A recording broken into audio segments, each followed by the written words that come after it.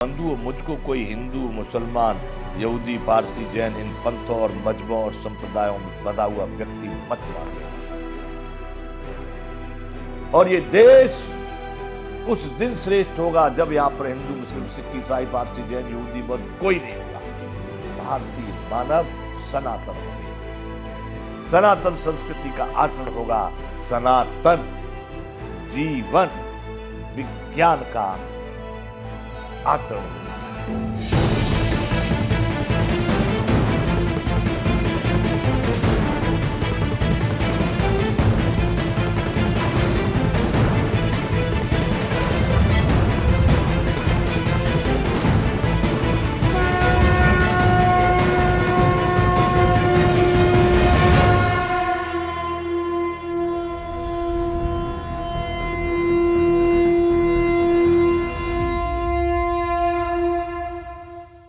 जय विश्व बंधु।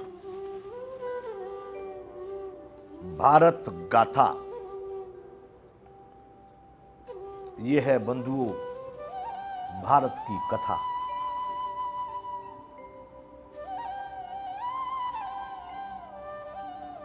हम चाहते हैं श्रेष्ठ भारत,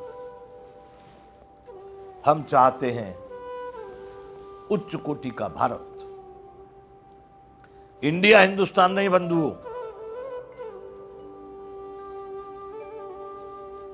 यहां पर नित्य प्रति एक से एक विचित्र बातें भारत में लोग या तो मनमानी रूप से लोगों ने संविधान बना के तैयार कर दिए, बना दिए।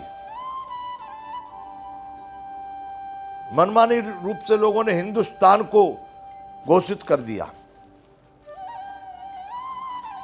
एक तो महापुरुष हमको एक दिन कोई वीडियो दिखा रहा था, उन्होंने इस देश को हिंदू राष्ट्र घोषित कर दिया।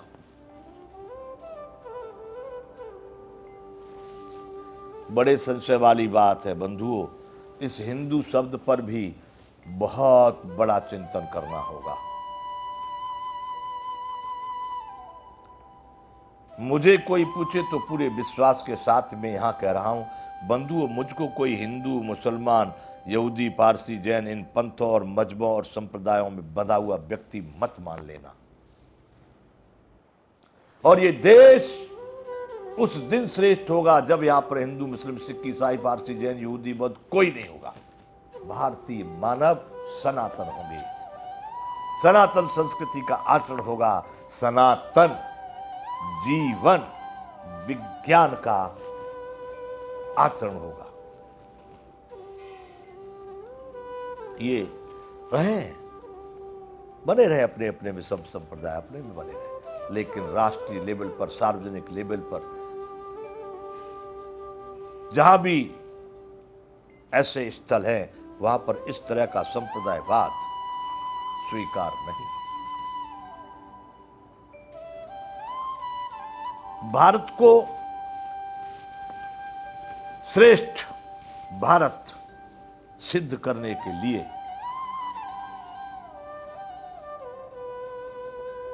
पता नहीं कहां से संविधान ले लिए हैं, कहां से कानून ले लिए हैं, कहां से लोगों ने अपना ये चरित्र तैयार किया है। कहते हैं यहां पर स्वायत्तता, अभिव्यक्ति की स्वायत्तता। अरे अभिव्यक्ति होवे तो ठीक है, हम भी अभिव्यक्ति कर रहे हैं, लेकिन अभिव्यक्ति का मतलब ये नहीं है कि आप कुछ भी, यूं तो शब्द है, पर कौन से समय पर, किस स्थान पर, किसके लिए, कैसे शब्दों का उपयोग हो, यह भी लोगों को ज्ञान नहीं है।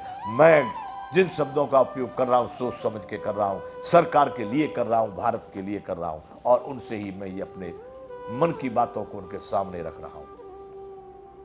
और बंधुओं, जो भी बात अगर मेरी बात प्रश्नवाचक है, यदि कोई कहता है कारण तो दुनिया जानती है, निवारण कोई नहीं बताता, बता दूंगा।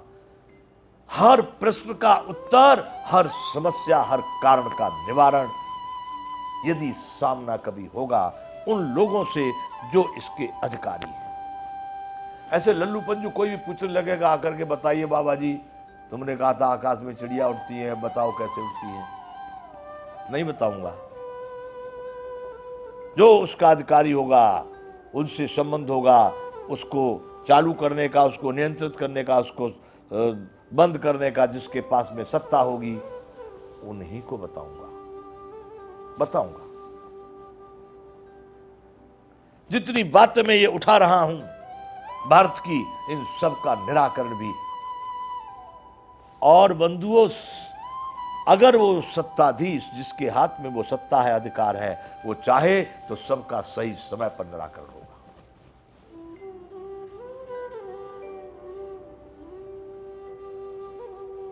पहले हम बात कर रहे थे, भारत को श्रेष्ठ बनाना है तो ये नशीले पदार्थ, जो हमारे बच्चे बच्चियां छोटी उम्र के,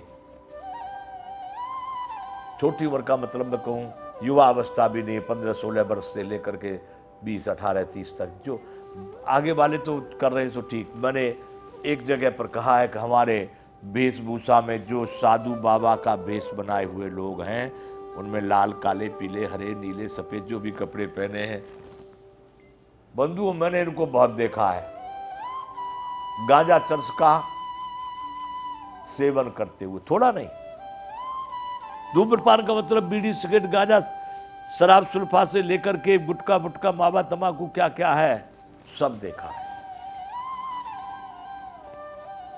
अब वो लोग तो कहते हम तो बाबा जी भाई, हमारे आगे पीछे कोई रोने वाला ही नहीं है, हम तो जो कर रहे हैं वो ठीक है, हमको क्या करना, हम तो अपनी मस्ती के लिए बाबा जी बने हैं। उनको उसमें मस्ती दिखाई देती है। अगर बाबा जी लोगों को, जिसको सारा भारतीय समाज नमन करता है, बंधुओं, एक चोर, महाव्यभिचारी व्यक्ति यदि किसी भगवा वस्त्र में या इस तरह के किसी साधु वस्त्र में दूर से भी जा रहा होता है ना, तो भी लोग उसको भारत में प्रणाम करते हैं।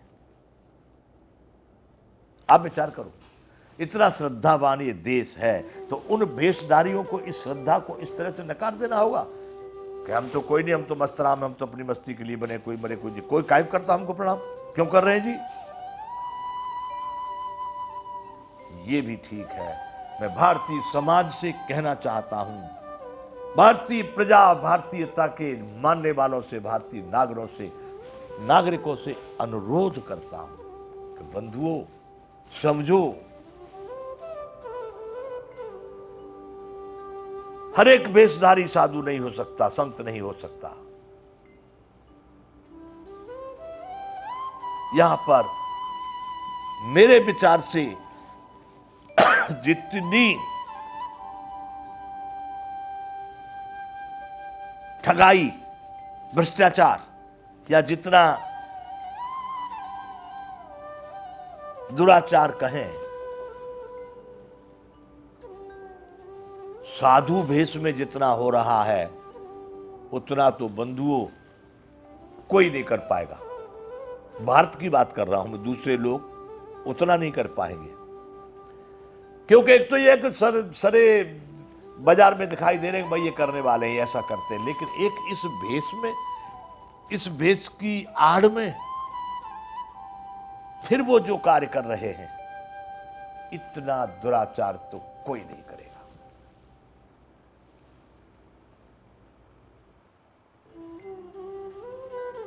कभी कभी हमने शिकायतें सुनी, मुझसे भी व्यक्तिगत, मुझे उनका नाम याद नहीं, पता याद नहीं, लेकिन कभी यदि मेरी ये बात आएगी तो सामने प्रकट हो जाए।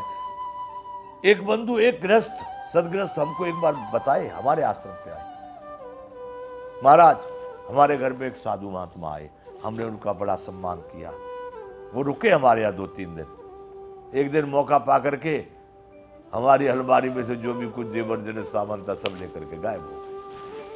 गजब की बात। हमने कहा तो तुम करो साधु महात्मा आए क्या? तो तुमने की वो तो संत है, वो क्या को बुरा काम करेगा? कि नहीं वो तो चोर था। तो हमने कहा चोर कहो।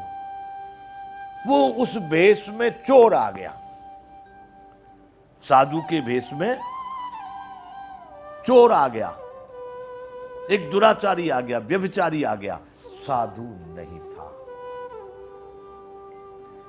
ऐसे बंधुओं भारत में हजारों, सैकड़ों, हजारों ऐसे दुराचारी वेश बदलकर घूम रहे हैं।